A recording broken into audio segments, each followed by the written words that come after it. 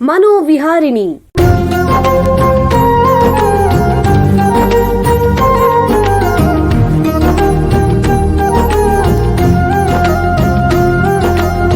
ಬೆಂಗಳೂರಿನ ನಿಮ್ಹಾನ್ಸ್ ವತಿಯಿಂದ ಮಾನಸಿಕ ಆರೋಗ್ಯ ಮತ್ತು ನರವಿಜ್ಞಾನ ಕುರಿತ ಪ್ರಾಯೋಜಿತ ಶಿಕ್ಷಣ ಮಾಲಿಕೆ. ಸಹಯೋಗ ಡಾಕ್ಟರ್ ರಾಮಚಂದ್ರ ಎನ್ ಮೂರ್ತಿ, ಮಾನಸಿಕ ಆರೋಗ್ಯ ಮತ್ತು ನರವಿಜ್ಞಾನ ಪ್ರತಿಷ್ಠಾನ, ನಿಮ್ಹಾನ್ಸ್. ಕೇಳಿ ಮಾನಸಿಕ ಆರೋಗ್ಯ ಮತ್ತು ನರವಿಜ್ಞಾನ ಕುರಿತ ಮಾಲಿಕೆ ಮನೋವಿಹಾರಿಣಿ. ನಮಸ್ಕಾರ ಶ್ರೋತೃಗಳೇ, ನಿಮಗೆಲ್ಲರಿಗೂ ಮನೋವಿಹಾರಿಣಿ ಶಿಕ್ಷಣ ಮಾಲಿಕೆಯ ಈ ಸಂಚಿಕೆಗೆ ಆತ್ಮೀಯ ಸ್ವಾಗತ. ಹಿಂದಿನ ಸಂಚಿಕೆಯಲ್ಲಿ ಹಲವರನ್ನು ಕಾಡುವ ಮಾನಸಿಕ ಆಘಾತ ಅನ್ನೋ ಮಾನಸಿಕ ಸಮಸ್ಯೆ ಬಗ್ಗೆ ಚರ್ಚೆ ಮಾಡ್ತಿದ್ವಿ. ಈಗ ಅದನ್ನ ಮುಂದುವರಿಸೋಣ. ಹಿಂದಿನ ಸಂಚಿಕೆಯಲ್ಲಿ ತಜ್ಞರು ಹೇಳಿದ್ರು, ಯಾವುದಾದ್ರೂ ತೀವ್ರವಾದ ಘಟನೆ ಅನುಭವಿಸೋದ್ರಿಂದ, ನೋಡೋದ್ರಿಂದ, ಕೇಳೋದ್ರಿಂದ ಒಬ್ಬ ವ್ಯಕ್ತಿಯ ಭಾವನೆ, ಚಿಂತನೆ ಮತ್ತು ವರ್ತನೆ ಮೇಲೆ ತೀವ್ರ ಪ್ರಭಾವ ಬೀರಿದ್ರೆ ಅದಕ್ಕೇನೆ ಮಾನಸಿಕ ಆಘಾತ ಅಂತ ಹೇಳ್ತಾರೆ. ತೀವ್ರವಾದ ಘಟನೆ ಎಂದರೆ ರಸ್ತೆ ಅಪಘಾತ, ಹಿಂಸೆ, ದೌರ್ಜನ್ಯ, ಪ್ರಕೃತಿಯ ವಿಕೋಪಗಳು, ಹತ್ತಿರದ ಬಂಧುಗಳು ಅಥವಾ ಸ್ನೇಹಿತರ ಹಠಾತ್ ಸಾವು, ಯುದ್ಧ, ದಾಳಿ, ಬಾಂಬ್ ಸ್ಫೋಟ, ಗಲಭೆಗಳು ಅಥವಾ ಬಾಲ್ಯದ ಕಹಿ ಅನುಭವಗಳು, ವೈದ್ಯಕೀಯ ತುರ್ತು ಪರಿಸ್ಥಿತಿಗಳು, ಆಸ್ಪತ್ರೆಯ ಅಹಿತಕರ ಅನುಭವಗಳು, ಅವಮಾನಕಾರಿ ಘಟನೆಗಳು ಇತ್ಯಾದಿ. ಸುಮಾರು 70-80% ಜನರಿಗೆ ಜೀವನದಲ್ಲಿ ಒಮ್ಮೆನಾದರೂ ಇಂತಹ ಆಘಾತಕಾರಿ ಅನುಭವ ಆಗತ್ತೆ. ಆದರೆ ಅಂತಹವರಲ್ಲಿ ಸುಮಾರು 3.9% ಜನರಲ್ಲಿ ಮಾತ್ರ ಇದರಿಂದ ಮಾನಸಿಕ ಆಘಾತದ ಲಕ್ಷಣಗಳು ಕಾಣಿಸ್ಕೋಬಹುದು. ಅಂದ್ರೆ ಬಹುಪಾಲು ಜನಕ್ಕೆ ಇಂತಹ ಆಘಾತ ಆಗೋದಿಲ್ಲ. ಯಾಕಂದ್ರೆ ಅವರಿಗೆ ಇದನ್ನು ಎದುರಿಸುವಂತಹ ಮನೋಸ್ಥೈರ್ಯ ಇರುತ್ತೆ, ಅಥವಾ ಕುಟುಂಬ ಸ್ನೇಹಿತರ ಬೆಂಬಲ ಇರುತ್ತೆ, ಅಥವಾ ಪೂರ್ವಾನುಭವ ಇರುತ್ತೆ, ಸೂಕ್ತ ಸಹಾಯ ದೊರೆತಿರಬಹುದು, ಅಥವಾ ಒತ್ತಡವನ್ನು ನಿಭಾಯಿಸುವ ಶಕ್ತಿ ಇರಬಹುದು. ಮಾನಸಿಕ ಆಘಾತವಾದ ವ್ಯಕ್ತಿಯಲ್ಲಿ ವಿವಿಧ ರೀತಿಯ ಭಾವನಾತ್ಮಕ ಲಕ್ಷಣಗಳು, ಅರಿವಿನ ಲಕ್ಷಣಗಳು, ವರ್ತನೆಯ ಲಕ್ಷಣಗಳು, ಸಾಮಾಜಿಕ ಲಕ್ಷಣಗಳು ಕಾಣಿಸ್ಕೋಬಹುದು. ಮಾನಸಿಕ ಆಘಾತ ಅನ್ನೋದು ದೈಹಿಕ ಆರೋಗ್ಯದ ಮೇಲೂ ಪ್ರಭಾವ ಬೀರಬಹುದು. ಕೆಲವರು ತಮಗೆ ಮಾನಸಿಕ ಆಘಾತ ಆಗಿದ್ರೂ ಅದನ್ನು ತೋರ್ಪಡಿಸಿಕೊಳ್ಳದೆ ಒಳಗೊಳಗೆ ಕಷ್ಟಪಡ್ತಿರ್ತಾರೆ, ಅಥವಾ ನಿರ್ಲಕ್ಷಿಸ್ತಾರೆ, ಅಥವಾ ತಮಗೆ ಆಘಾತ ಆಗಿದೆ ಅನ್ನೋದನ್ನ ಒಪ್ಪೋದಕ್ಕೆ ಇಷ್ಟಪಡಲ್ಲ. ಕೆಲವೊಮ್ಮೆ ಅವರ ವರ್ತನೆ, ಭಾವನೆ, ಮಾತುಗಳಲ್ಲಿ ಕಂಡುಬರುವಂತಹ ಬದಲಾವಣೆಯನ್ನು ಇತರರು ಅಂದರೆ ಕುಟುಂಬದವರು ಅಥವಾ ಸ್ನೇಹಿತರು ಕಂಡುಹಿಡಿಯಬಹುದು. ಇಂದಿನ ಸಂಚಿಕೆಯಲ್ಲಿ ಈ ಮಾನಸಿಕ ಆಘಾತದ ಬಗ್ಗೆ ಇನ್ನೂ ಹೆಚ್ಚಿನ ಮಾಹಿತಿ ತಿಳ್ಕೊಳ್ಳೋಣ. ಮನೋವೈದ್ಯಕೀಯ ಕ್ಷೇತ್ರದಲ್ಲಿ ಸುಮಾರು 25 ವರ್ಷಗಳಿಂದ ವೈದ್ಯಕೀಯ ಸೇವೆ ಮತ್ತು ಸಂಶೋಧನೆ ಮಾಡ್ತಾ ಇರೋ ನಿಮ್ಹಾನ್ಸ್ ಸೈಕ್ಯಾಟ್ರಿ ವಿಭಾಗದ ಪ್ರಾಧ್ಯಾಪಕರಾಗಿರೋ ಡಾಕ್ಟರ್ ಗೀತಾ ದೇಸಾಯಿ ಅವರು ನಮ್ಮ ಜೊತೆಗಿದ್ದಾರೆ. ಅವ್ರನ್ನ ಸ್ವಾಗತಿಸೋಣ. ನಮಸ್ಕಾರ ಡಾಕ್ಟರ್ ಗೀತಾ ಅವರೇ. ನಮಸ್ಕಾರ. ನಿಮಗೆ ಈ ಕಾರ್ಯಕ್ರಮಕ್ಕೆ ಸ್ವಾಗತ. ಡಾಕ್ಟರ್ ಗೀತಾ ಅವರೇ, ನಿಮಗೆ ಮೊದಲನೇ ಪ್ರಶ್ನೆ ಏನು ಅಂತಂದ್ರೆ, ಪುರುಷರಿಗಿಂತ ಮಹಿಳೆಯರು ಮಾನಸಿಕ ಆಘಾತಕ್ಕೆ ಹೆಚ್ಚು ಗುರಿಯಾಗ್ತಾರೆಯೇ, ಯಾಕೆ? ಪುರುಷರಿಗಿಂತ ಮಹಿಳೆಯರಿಗೆ ಈ ಮಾನಸಿಕ ಆಘಾತ ಆಗೋ ಒಂದು ಚಾನ್ಸಸ್ ಜಾಸ್ತಿ ಇರುತ್ತೆ. ಕಾರಣ ಈ ಮಾನಸಿಕ ಆಘಾತಗಳು ಮಹಿಳೆಯರಲ್ಲಿ ಸ್ವಲ್ಪ ವ್ಯತ್ಯಾಸವಾಗಿರುತ್ತೆ. ಅಂದ್ರೆ ಅವರಿಗೆ ಲೈಂಗಿಕ ದೌರ್ಜನ್ಯ ಆಗಿರ್ಬೋದು, ಲೈಂಗಿಕ ಹಿಂಸಾಚಾರ, ಅಥವಾ ಚಿಕ್ಕ ವಯಸ್ಸಿನಲ್ಲಿ ಲೈಂಗಿಕ ದೌರ್ಜನ್ಯವಕ್ಕೂ ಒಳಗೊಂಡಿರಬಹುದು. ಅದು ಒಂದು ಮುಖ್ಯ. ಎರಡನೇದಾಗಿ ಏನು ಅಂತಂದ್ರೆ, ಬೆಳೆಯೋ ಸಮಯದಲ್ಲಿ ಲಿಂಗಾಧಾರಿತ ತಾರತಮ್ಯ ಅಂದ್ರೆ ಜೆಂಡರ್ ಬೇಸ್ಡ್ ಡಿಸ್ಕ್ರಿಮಿನೇಷನ್ ಅನುಭವಿಸಿರಬಹುದು. ಇವೆಲ್ಲ ಕಾರಣಗಳಿಂದ, ಅದಲ್ಲದೆ ನಾವೇನ್ ಹೇಳ್ತೇವೆ ಬಯೋಲಾಜಿಕಲ್ ಫ್ಯಾಕ್ಟರ್ಸ್, ಅಂದ್ರೆ ಅವರ ನಮ್ಮ ಒಂದು ಬ್ರೈನ್ ನಲ್ಲಿ ಆಗ್ತಕ್ಕಂತ ವ್ಯತ್ಯಾಸಗಳು, ಇದು ಒಂದು ಕಾರಣವಾಗಿರಬಹುದು. ಅದಲ್ಲದೆ ಮಹಿಳೆಯರು ಈ ತರ ಆಘಾತ ಆದಾಗ ಅವರು ಬೇರೆಯವ್ರ ಹತ್ರ ಸಹಾಯ ಪಡೆಯೋದ್ರಲ್ಲಿ ಸ್ವಲ್ಪ ಜಾಸ್ತಿ ಇರಬಹುದು. ಸೊ ಈ ಎಲ್ಲ ಕಾರಣಗಳಿಂದ ಮಹಿಳೆಯರಲ್ಲಿ ಮಾನಸಿಕ ಆಘಾತ ಜಾಸ್ತಿ ಇದೆ ಅಂತ ಕಂಡು ಬರುತ್ತೆ. ಜಾಸ್ತಿ ಇದೆ.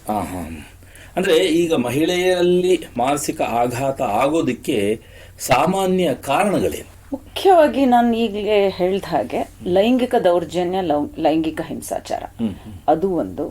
ಎರಡನೇದಾಗಿ ಅವರ ಒಂದು ಇಂಟಿಮೇಟ್ ಪಾರ್ಟ್ನರ್ ವೈಲೆನ್ಸ್ ಅಂತ ಹೇಳ್ತೇವೆ. ಅವರ ರಿಲೇಶನ್ಶಿಪ್ನಲ್ಲಿ, ಇಂಟಿಮೇಟ್ ರಿಲೇಶನ್ಶಿಪ್ನಲ್ಲಿ ಗಂಡಂದರಿಂದ ಅಥವಾ ಅವರ ಬಾಯ್ ಫ್ರೆಂಡ್ಸ್ ಇಂದ ಹಿಂಸಾಚಾರವನ್ನು ಅನುಭವಿಸಬಹುದು. ಆ ಹಿಂಸಾಚಾರ ಲೈಂಗಿಕವಾಗಿರ್ಬೋದು, ಅಥವಾ ಎಮೋಷನಲ್ ಆಗಿರ್ಬೋದು, ಭಾವನಾತ್ಮಕವಾಗಿರ್ಬಹುದು, ಅಥವಾ ಅಲ್ಲೂ ಲೈಂಗಿಕ ಹಿಂಸಾಚಾರನೂ ಆಗಿರ್ಬೋದು.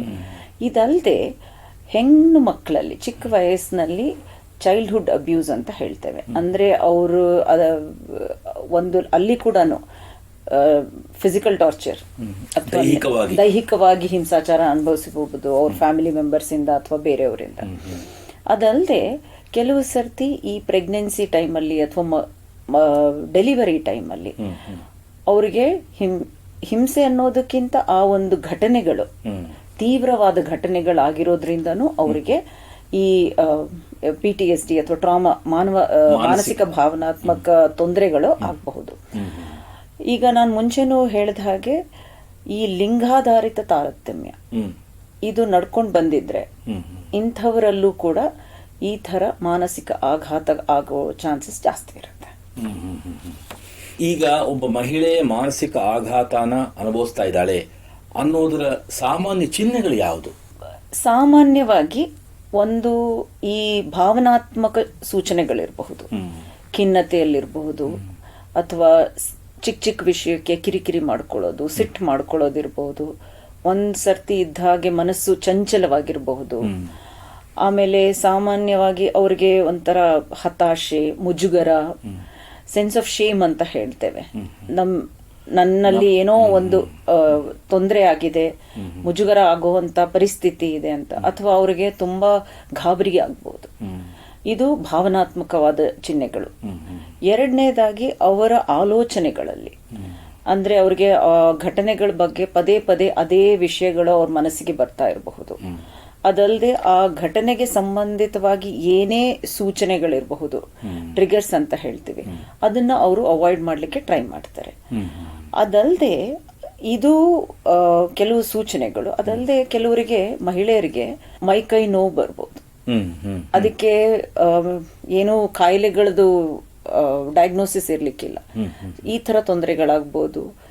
ಆಮೇಲೆ ಅವರಿಗೆ ರಿಲೇಶನ್ಶಿಪ್ಸ್ ನಲ್ಲಿ, ಸಂಬಂಧಗಳಲ್ಲಿ ಕಷ್ಟ, ಅವರ ಗಂಡಂದಿರತ್ತ ಸಂಬಂಧದಲ್ಲೂ ಕಷ್ಟ ಆಗ್ತಾ ಇರಬಹುದು, ಅಥವಾ ಬೇರೆಯವ್ರನ್ನ ಅವರು ನಂಬಲಿಕ್ಕೆ ಕಷ್ಟ ಆಗ್ತಾ ಇರಬಹುದು. ಇವೆಲ್ಲ ಸ್ವಲ್ಪ ಸೂಚನೆಗಳ ತರ ಕಾಣಬರುತ್ತೆ.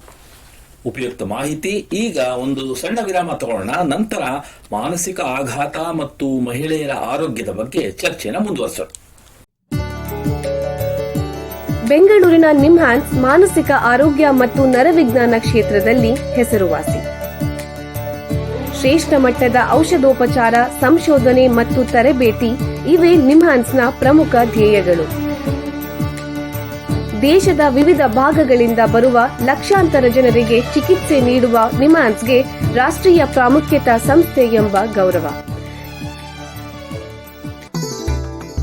ಚಿಕಿತ್ಸೆ ಮತ್ತು ವೈದ್ಯಕೀಯ ಸೇವೆಗಳ ಜೊತೆಯಲ್ಲಿ ನರರೋಗ ಮತ್ತು ಮನೋವೈದ್ಯಕೀಯ ಪುನರ್ವಸತಿ ಸೇವೆಗಳು, ಸಮುದಾಯ ಮಟ್ಟದ ಆರೋಗ್ಯ ಕಾರ್ಯಕ್ರಮಗಳನ್ನು ನಡೆಸುವುದು ಹಾಗೂ ಜನಜಾಗೃತಿ ಮೂಡಿಸುವ ಕೆಲಸಗಳಲ್ಲಿ ಸಕ್ರಿಯವಾಗಿದೆ ನಿಮ್ಹಾನ್ಸ್. ಈ ನಿಟ್ಟಿನಲ್ಲಿ ಆಕಾಶವಾಣಿಯ ಶ್ರೋತೃಗಳಿಗೆ ನರಮಂಡಲ ಮತ್ತು ಮಾನಸಿಕ ಆರೋಗ್ಯದ ಬಗ್ಗೆ ಉಪಯುಕ್ತ ಮಾಹಿತಿ ನೀಡುವುದೇ ಡಾಕ್ಟರ್ ರಾಮಚಂದ್ರ ಎನ್ ಮೂರ್ತಿ ಮಾನಸಿಕ ಆರೋಗ್ಯ ಮತ್ತು ನರವಿಜ್ಞಾನ ಪ್ರತಿಷ್ಠಾನ ನಿಮ್ಹಾನ್ಸ್ನ ಸಹಯೋಗದೊಂದಿಗೆ ಮೂಡಿಬರುತ್ತಿರುವ ಈ ಮನೋವಿಹಾರಿಣಿ ಶಿಕ್ಷಣ ಮಾಲಿಕೆಯ ಮೂಲ ಉದ್ದೇಶ. ವಿರಾಮದ ನಂತರ ಮನೋವಿಹಾರಣಿಯ ಈ ಸಂಚಿಕೆಗೆ ನಿಮಗೆಲ್ಲರಿಗೂ ಮತ್ತೊಮ್ಮೆ ಸ್ವಾಗತ. ವಿರಾಮಕ್ಕೆ ಮುಂಚೆ ಮಾನಸಿಕ ಆಘಾತ ಮತ್ತು ಮಹಿಳೆಯರ ಮಾನಸಿಕ ಆರೋಗ್ಯದ ಬಗ್ಗೆ ನಿಮ್ಹಾನ್ಸ್ನ ತಜ್ಞರಾದ ಡಾಕ್ಟರ್ ಗೀತಾ ದೇಸಾಯಿ ಅವರ ಹತ್ರ ಮಾತಾಡ್ತಾ ಇದ್ವಿ. ಈಗ ಈ ಚರ್ಚೆಯನ್ನು ಮುಂದುವರಿಸೋಣ. ಡಾಕ್ಟ್ರೇ, ಈ ಕೌಟುಂಬಿಕ ಹಿಂಸಾಚಾರ ಅನ್ನೋದು ಈ ಮಹಿಳೆಯರ ಮಾನಸಿಕ ಆರೋಗ್ಯದ ಮೇಲೆ ಹೇಗೆ ಪರಿಣಾಮ ಬೀರುತ್ತೆ, ದಯವಿಟ್ಟು ತಿಳಿಸಿ. ಸಾಕಷ್ಟು ವರ್ಷಾನ್ಗಟ್ಲೆ ನಡೀತಕ್ಕಂಥ ಈ ಹಿಂಸಾಚಾರ ಒಬ್ಬ ಮಹಿಳೆಯ ದೈಹಿಕ ಮತ್ತು ಮಾನಸಿಕ ಆರೋಗ್ಯಕ್ಕೆ ಕೂಡ ತೊಂದರೆ ಮಾಡುತ್ತೆ. ಮಾನಸಿಕ ಕಾಯಿಲೆಗಳು ಬರ್ಬೋದು. ಆ ಕಾಯಿಲೆಗಳು ಖಿನ್ನತೆ ಕಾಯಿಲೆ ಆಗಿರಬಹುದು, ಗಾಬರಿ ಕಾಯಿಲೆಗಳಾಗಿರಬಹುದು, ಅಥವಾ ಪೋಸ್ಟ್ ಟ್ರೊಮ್ಯಾಟಿಕ್ ಸ್ಟ್ರೆಸ್ ಡಿಸಾರ್ಡರ್ ಅಂತ ಹೇಳ್ತೇವೆ. ಈ ಘಟನೆಗಳು ಪುನಃ ಪುನಃ ಅವ್ರ ಮನಸ್ಸಿನಲ್ಲಿ ಬರ್ತಾ ಇರುತ್ತೆ. ಯೋಚನೆ ಮೂಲಕ ಬರ್ತಾ ಇರಬಹುದು, ಕನಸುಗಳಲ್ಲಿ ಬರ್ತಾ ಇರಬಹುದು. ಅದಲ್ಲದೆ ಅವರಿಗೆ ಒಂಥರ ಈ ಎಲ್ಲಾ ಘಟನೆಗಳಿಂದ ಭಯ, ಏನೇ ಆ ಘಟನೆಗಳನ್ನ ಮನವರಿಕೆ ಆಗುವಂತ ಅಥವಾ ನೆನಪಿಗೆ ಬರ್ತಕ್ಕಂತ ಸಂದರ್ಭಗಳನ್ನ ಅವರು ಅವಾಯ್ಡ್ ಮಾಡ್ಲಿಕ್ಕೆ ಇದ್ ಮಾಡ್ತಾರೆ. ಸೊ ಇದನ್ನ PTSD ಅಂತ ಹೇಳ್ತೇವೆ. ಅದಲ್ಲದೆ ಈಗ ಅವರ ನಿಕಟ ಸಂಗಾತಿ ಅಂದ್ರೆ ಇಂಟಿಮೇಟ್ ಪಾರ್ಟ್ನರ್ ಜೊತೆ ರಿಲೇಶನ್ಶಿಪ್ಸ್ ಅಲ್ಲಿ ತೊಂದರೆ ಆಗ್ಬಹುದು. ಸೆಕ್ಷುವಲ್ ಇಂಟಿಮೆಸಿ ಆಗಿರಬಹುದು, ಲೈಂಗಿಕ ಸಮಸ್ಯೆಗಳು ಬರಬಹುದು. ಅದಲ್ಲದೆ ಅವರಿಗೆ ಈ ಹಿಂಸಾಚಾರದಿಂದನೇ ಸೂಯಿಸೈಡಲ್ ಥಾಟ್ಸ್ ಜಾಸ್ತಿ ಆಗೋ ಚಾನ್ಸಸ್ ಇರುತ್ತೆ. ಆತ್ಮಹತ್ಯೆ ಮಾಡ್ಕೋಬೇಕು ಅಥವಾ ಸಾಯೋ ಬಗ್ಗೆ ಯೋಚನೆಗಳು, ಆತ್ಮಹತ್ಯೆಗೆ ಪ್ರಯತ್ನ ಮಾಡೋ ಚಾನ್ಸಸ್ ಜಾಸ್ತಿ ಇರುತ್ತೆ ಈ ಎಲ್ಲ ಹಿಂಸಾಚಾರದಿಂದ. ಆದ್ರೆ ಕೆಲವು ಸರಿ ನಾವು ಗಮನಿಸಿರ್ತೀವಿ, ಅನೇಕ ಮಹಿಳೆಯರು ತಮ್ಗಾಗ್ತಿರೋ ದೌರ್ಜನ್ಯದ ಬಗ್ಗೆ ಏಕೆ ಮೌನ ವಹಿಸ್ತಾರೆ? ಇದಕ್ಕೆ ಸುಮಾರು ಕಾರಣಗಳಿದೆ. ಹಾ. ಒಂದು, ಈಗ ಇಂಟಿಮೇಟ್ ಪಾರ್ಟ್ನರ್ ವೈಲೆನ್ಸ್, ನಿಕಟ ಸಂಗಾತಿ ಅವರಿಂದ ದೌರ್ಜನ್ಯ ಆಗ್ತಾ ಇದ್ದಾಗ ಭಯ ಇರಬಹುದು ಅವ್ರ ಬಗ್ಗೆ. ನಾನು ಎಲ್ಲಿ ಇದ್ರ ಬಗ್ಗೆ ಮಾತಾಡಿದ್ರೆ ನನಗೇನಾಗ್ಬಿಡುತ್ತೋ ಅನ್ನೋ ಒಂದು ಭಯ ಇರಬಹುದು. ಅಥವಾ ಈ ತರ ಲೈಂಗಿಕ ದೌರ್ಜನ್ಯ ನಡೆದಾಗ ಅದ್ರ ಬಗ್ಗೆ ಹೇಳ್ಕೊಳ್ಳಿಕ್ಕೆ ಮನೆಯವ್ರ ಹತ್ರ ಆಗಿರ್ಬೋದು ಅಥವಾ ಬೇರೆಯವ್ರ ಹತ್ರ ಹೇಳ್ಕೊಳ್ಳಿಕ್ಕೆ ಅವರಿಗೆ ಮುಜುಗರ ಅನ್ಸ್ಬೋದು, ಅಥವಾ ಅವಮಾನ ಅನ್ಸ್ಬೋದು, ಅಥವಾ ಆ ಲೈಂಗಿಕ ದೌರ್ಜನ್ಯ ನಡೆಸಿದವರಿಂದ ನಮ್ಮ ದೇಹಕ್ಕೆ ಅಥವಾ ನಮ್ಮ ಜೀವಕ್ಕೆ ಏನಾದ್ರೂ ಹಾನಿ ಆಗ್ಬೋದನ್ನೋ ಭಯನೂ ಇರಬಹುದು. ಅದಲ್ಲದೆ ಕೆಲವು ಸರ್ತಿ ಹೆಂಗಸರು ತಮ್ಮನ್ನ ತಾವೇ ಬ್ಲೇಮ್ ಮಾಡ್ಕೊಳ್ತಾರೆ, ನನ್ನಿಂದನೇ ಇದೆಲ್ಲ ಆಗ್ತಾ ಇರೋದು. ಈ ಕಾರಣಗಳಿಂದ ಅವರೇನು ಯಾರ ಜೊತೆನೂ ಇದ್ರ ಬಗ್ಗೆ ಮಾತಾಡ್ಲಿಕ್ಕೆ ಮುಂದೆ ಬರೋಲ್ಲ. ಅದಲ್ಲದೆ ಈಗ ಮದ್ವೆ ಮಾಡ್ಕೊಂಡು ಗಂಡನ ಮನೆಯಲ್ಲಿ ಈ ತರ ವೈಲೆನ್ಸ್ ನಡಿಬೇಕಾದ್ರೆ ಮಕ್ಕಳು ಇರ್ತಾರೆ. ಸೊ ಮಕ್ಕಳಿಗೆಲ್ಲ ಏನಾದ್ರೂ ತೊಂದರೆ ಆಗ್ಬಿಡುತ್ತೋ, ನನ್ನಿಂದ ಮಕ್ಕಳ ಜೀವನ ಹಾಳಾಗತ್ತೆ, ಆ ವಿಷಯದಿಂದನೂ ಅವರು ಇದ್ರ ಬಗ್ಗೆ ಮಾತಾಡೋದಿಲ್ಲ. ಇನ್ನೊಂದು ಮುಖ್ಯ ಉದ್ದೇಶ ಏನು ಅಂತಂದ್ರೆ, ಹಣಕಾಸಿನ ವಿಷಯದಲ್ಲಿ ಅವರು ಅವರ ಹಸ್ಬೆಂಡ್ ಮೇಲೆ ಡಿಪೆಂಡ್ ಆಗಿರ್ತಾರೆ, ಅವರ ಗಂಡಂದ್ರ ಮೇಲೆ ಡಿಪೆಂಡ್ ಆಗಿರ್ತಾರೆ. ಅದಲ್ಲದೆ ಬೇರೆಯವರಿಂದ ಅವ್ರಿಗೆ ಯಾವ ಥರದ್ದೇ ಸಪೋರ್ಟ್ ಸಿಗೋದಿಲ್ಲ, ಅವರ ತಾಯಿ ಮನೆಯವ್ರ ಕಡೆಯಿಂದ ಆಗಿರ್ಬೋದು. ಇನ್ನು ಕೆಲವು ಸರ್ತಿ ಇದನ್ನ ಸಾಮಾಜಿಕವಾಗಿ, ಇದು ಎಲ್ಲಾ ಮನೆಯಲ್ಲೂ ನಡ್ತಕ್ಕಂಥ ಘಟನೆಗಳು, ಇದನ್ನ ಯಾಕೆ ಬೇರೆಯವ್ರ ಹತ್ರ ಹೇಳಬೇಕು ಅನ್ನೋ ಒಂದು ಮನೋಭಾವನೆನೂ ಇರುತ್ತೆ. ಆದ್ದರಿಂದ ಸುಮಾರು ಮಹಿಳೆಯರು ವರ್ಷಾನ್ಗಟ್ಲೆ ಇದ್ರ ಬಗ್ಗೆ ಮಾತಾಡೋದಿಲ್ಲ. ಇನ್ನೂ ಒಂದೇನು ಅಂತಂದ್ರೆ, ಈ ಆಘಾತಕ್ಕೆ ಸಹಾಯ ಪಡೆಯಕ್ಕೆ ಮಹಿಳೆಯರಿಗೆ ಈ ಸಾಮಾಜಿಕ ಕಳಂಕ ಅನ್ನೋದು ಹೇಗೆ ಪ್ರಭಾವ ಬೀರುತ್ತೆ, ದಯವಿಟ್ಟು ತಿಳಿಸಿ. ಈಗ ಮಾನಸಿಕ ಕಾಯಿಲೆ ಬಗ್ಗೆ ಸುಮಾರು ಜನರಿಗೆ ಸಾಮಾಜಿಕ ಕಳಂಕ ಇದೆ. ಅಂದ್ರೆ ನನಗೆ ಈ ಕಾಯಿಲೆ ಬಂದಿರೋದ್ರಿಂದ ಮಾನಸಿಕ ತಜ್ಞರ ಹತ್ರ ಹೋಗ್ತಾ ಇದ್ದೀವಿ ಅನ್ನೋ ಒಂದು ಕಳಂಕ ಇದೆ. ಕೆಲವು ಮಹಿಳೆಯರಿಗೆ ಈ ಎಲ್ಲಾ ಕಾರಣಗಳಿಂದ ನನ್ನ ಮನಸ್ಸಿನಲ್ಲಿ ತೊಂದರೆ ಆಗ್ತಾ ಇದೆ, ನನಗೆ ಕಾಯಿಲೆ ಇರಬಹುದು ಅನ್ನೋ ಒಂದು ವಿಚಾರಣೆ ಅವ್ರ ಮನಸ್ಸಿನಲ್ಲಿ ಬಂದಿರ್ಲಿಕ್ಕಿಲ್ಲ. ಮೂರನೇದಾಗಿ ಅವ್ರಿಗೆ ಎಲ್ಲಿ ಇದ್ರ ಬಗ್ಗೆ ನಾವು ಚಿಕಿತ್ಸೆ ತಗೊಳ್ಬೇಕು, ಕೆಲವು ಸರ್ತಿ ಹಣಕಾಸಿನ ತೊಂದರೆಗಳು ಇರಬಹುದು ಚಿಕಿತ್ಸೆ ತಗೊಳ್ಳಿಕ್ಕೆ. ಈ ಎಲ್ಲ ಕಾರಣಗಳಿಂದ ಅವರು ಚಿಕಿತ್ಸೆ ಪಡಿಲಿಕ್ಕೆ ಮುಂದೆ ಬರೋದಿಲ್ಲ. ಅದಲ್ಲದೆ ಈಗ ಮಾನಸಿಕ ತಜ್ಞರ ಹತ್ರ ಹೋದಾಗ ಅಕ್ಕಪಕ್ಕದವರು ನಮ್ಮ ಏನ್ ಅನ್ಕೊಳ್ತಾರೆ ನನ್ನ ಬಗ್ಗೆ, ಅದು ಒಂದು ಅವ್ರ ಮನಸ್ಸಿನಲ್ಲಿ ಚಿಂತೆ ಇರಬಹುದು. ಆದ್ದರಿಂದ ಸುಮಾರು ಜನ ಮಹಿಳೆಯರು ಇದ್ರ ಬಗ್ಗೆ ಮಾತಾಡೋದಿಲ್ಲ ಅಥವಾ ಸಹಾಯನೂ ಪಡೆಯೋದಿಲ್ಲ. ಈ ತರ ಸಮಸ್ಯೆ ಅನುಭವಿಸ್ತಾ ಇರೋ ಮಹಿಳೆಯರು ಯಾರಾದ್ರೂ ಇದ್ರೆ ಅವರು ಎಲ್ಲಿ ಹೋಗ್ಬೋದು, ಎಲ್ಲಿ ಅವರಿಗೆ ಸಹಾಯ ದೊರಕಬಹುದು, ದಯವಿಟ್ಟು ತಿಳಿಸಿ. ಸುಮಾರು ಆಸ್ಪತ್ರೆಗಳಲ್ಲಿ ಮಾನಸಿಕ ತಜ್ಞರಿದ್ದಾರೆ. ಈಗ ಡಿಸ್ಟ್ರಿಕ್ಟ್ ಹಾಸ್ಪಿಟಲ್ ಅಲ್ಲಿ ಇದ್ದಾರೆ, ತಾಲೂಕ್ ಹಾಸ್ಪಿಟಲ್ ಅಲ್ಲೂ ಮಾನಸಿಕ ತಜ್ಞರು ಇರ್ತಾರೆ. ಅವ್ರ ಹತ್ರ ಹೋಗಿ ಸಹಾಯ ಪಡಿಬಹುದು. ಇಲ್ಲ ಅಂದ್ರೆ ಟೆಲಿಮಾನಸ್ ಅಂತ ಒಂದು ಸೌಲಭ್ಯ ಇದೆ, ಅದಕ್ಕೆ ಕೂಡ ಕಾಲ್ ಮಾಡಬಹುದು. 14416 ಅದಕ್ಕೂ ಕಾಲ್ ಮಾಡಿ ಈ ತೊಂದರೆಗಳ ಬಗ್ಗೆ ಅವ್ರ ಹತ್ರ ಹಂಚಿಕೊಂಡು ಅವರು ಸೂಕ್ತವಾಗಿ ಅಡ್ವೈಸ್ ಕೊಡ್ತಾರೆ. ಬಹಳ ಉಪಯುಕ್ತ ಮಾಹಿತಿ ನೀಡಿದಿರಾ. ನೋಡಿ, ನಿಮ್ಮ ಹತ್ರ ಮಾತಾಡ್ತಾ ಕಾಲ ಕಳೆದಿದ್ದೇ ಗೊತ್ತಾಗ್ಲಿಲ್ಲ. ಇಲ್ಲಿಗೆ ಈ ಸಂಚಿಕೆ ಮುಗಿಸುವಂತ ಸಮಯ ಆಗ್ತಾ ಇದೆ. ಡಾಕ್ಟರ್ ಗೀತಾ ಅವರೇ, ಎಲ್ಲ ಕೇಳುಗರಿಗೆ ಮಾನಸಿಕ ಆಘಾತ ಮತ್ತು ಮಹಿಳೆಯರ ಮಾನಸಿಕ ಆರೋಗ್ಯದ ಬಗ್ಗೆ ಉಪಯುಕ್ತ ಮಾಹಿತಿ ನೀಡಿದಿರಾ. ನಿಮಗೆ ಎಲ್ಲರ ಪರವಾಗಿ ಧನ್ಯವಾದಗಳು. ಶ್ರೋತೃಗಳೇ, ಮಾನಸಿಕ ಆರೋಗ್ಯ ಮತ್ತು ನರವಿಜ್ಞಾನದ ಬಗ್ಗೆ, ಅದರಲ್ಲೂ ಮಾನಸಿಕ ಆಘಾತದ ಬಗ್ಗೆ ಇನ್ನೂ ಹೆಚ್ಚಿನ ಮಾಹಿತಿಯೊಂದಿಗೆ ಮನೋವಿಹಾರಣೆಯ ಮುಂದಿನ ಸಂಚಿಕೆಯಲ್ಲಿ ಭೇಟಿಯಾಗೋಣ. ನಮಸ್ಕಾರ. ಇಲ್ಲಿಯವರೆಗೆ ಬೆಂಗಳೂರಿನ ನಿಮ್ಹಾನ್ಸ್ ವತಿಯಿಂದ ಮಾನಸಿಕ ಆರೋಗ್ಯ ಮತ್ತು ನರವಿಜ್ಞಾನ ಕುರಿತ ಪ್ರಾಯೋಜಿತ ಶಿಕ್ಷಣ ಮಾಲಿಕೆ ಮನೋವಿಹಾರಿಣಿ ಕೇಳಿದಿರಿ. ಸಹಯೋಗ ಡಾಕ್ಟರ್ ರಾಮಚಂದ್ರ ಎನ್ ಮೂರ್ತಿ, ಮಾನಸಿಕ ಆರೋಗ್ಯ ಮತ್ತು ನರವಿಜ್ಞಾನ ಪ್ರತಿಷ್ಠಾನ, ನಿಮ್ಹಾನ್ಸ್. ನೆರವು ಡಾಕ್ಟರ್ ಕೆಎಸ್ ಮೀನಾ, ನಿಮ್ಹಾನ್ಸ್. ಮಾನಸಿಕ ಆರೋಗ್ಯ ಶಿಕ್ಷಣ ವಿಭಾಗ, ನಿಮ್ಹಾನ್ಸ್. ಹಾಗೂ ನಿವೇದಿತಾ ಬಿಎಸ್, ನಿಮ್ಹಾನ್ಸ್. ಸಂಗೀತ ಸಂಯೋಜನೆ ಕೆ ಕಲ್ಯಾಣ್. ಪರಿಕಲ್ಪನೆ, ನಿರೂಪಣೆ ಮತ್ತು ನಿರ್ಮಾಣ ಡಾಕ್ಟರ್ ಎಂಎಂ ಶ್ರೀನಿವಾಸ್ ಭರತ್, ನಿಮ್ಹಾನ್ಸ್. ನಿಮ್ಮ ಸಂದೇಶಗಳನ್ನು ಕಳಿಸಬೇಕಾದ ದೂರವಾಣಿ ಸಂಖ್ಯೆ 7899105524 7899105524.